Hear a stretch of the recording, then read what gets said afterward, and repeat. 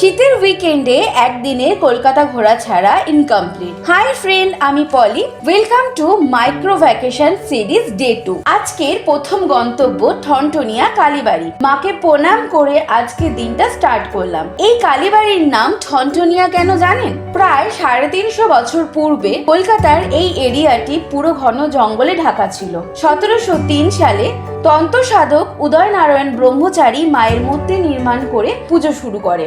কথায় আছে, যখন ডাকাত পড়তো তখন মন্দিরে ঘন্টা বাজিয়ে সবাইকে জানান দেওয়া হতো। সেই থেকে এর নাম থনথনিয়া কালীবাড়ি। পরবর্তীকালে মায়ের মূর্তি এখান থেকে সরানো যায়নি। 1803 সালে বাবু শঙ্করচন্দ্র ঘোষ এই মন্দিরটি নির্মাণ করে। মন্দির সকাল 7টা থেকে দুপুর 1টা এবং বিকেল 3টে থেকে রাত্রি 10টা পর্যন্ত খোলা থাকে। থনথনিয়া কালীবাড়ির নিয়ারেস্ট মেট্রো স্টেশন হলো M0।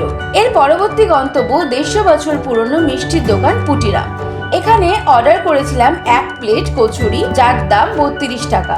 একটি প্লেটে 4টি কচুরি এবং ছোলার ডাল থাকে। সাথে অর্ডার করেছিলাম পুটিরাম স্পেশাল, রাজভোগ এবং সরের লাড্ডু, প্রতিটির দাম 20 টাকা। পেট পুজো কমপ্লিট করে ঘুরে দেখছি এশিয়ার বৃহত্তম বইয়ের মার্কেট কলেজ স্ট্রিট। এখানে সব ধরনের বই, নতুন পুরনো সবই পাবেন। নতুন বইয়ের উপর 20 থেকে 50% পর্যন্ত ছাড় পাওয়া যায়। কলেজ স্ট্রিটের প্রতিটি রাস্তাতেই ছড়িয়ে আছে কলেজ লাইফের বহু স্মৃতি।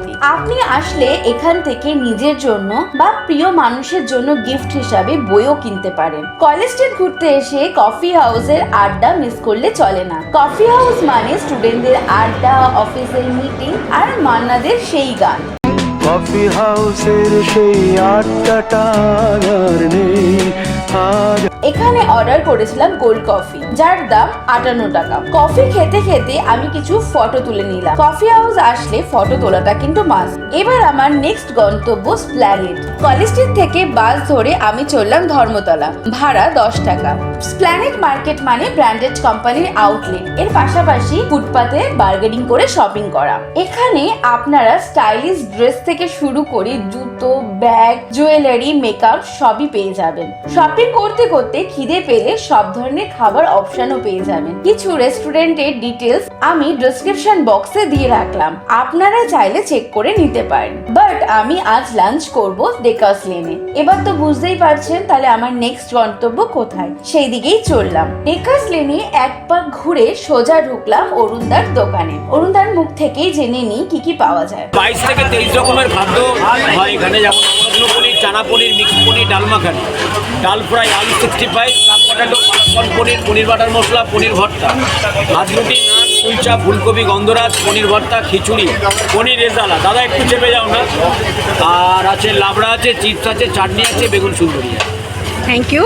আমরা অর্ডার করেছিলাম 2 পিস কুলচা, 1 প্লেট স্টাফ আলুর দম, 1 প্লেট গন্ধরাজ ফুলকপি। পুরো প্লেটটির দাম 110 টাকা। এই প্লেটটি কমপ্লিট করে চলে আসলাম ডেকার্স লেনের সামনে এই দাদার দোকানে।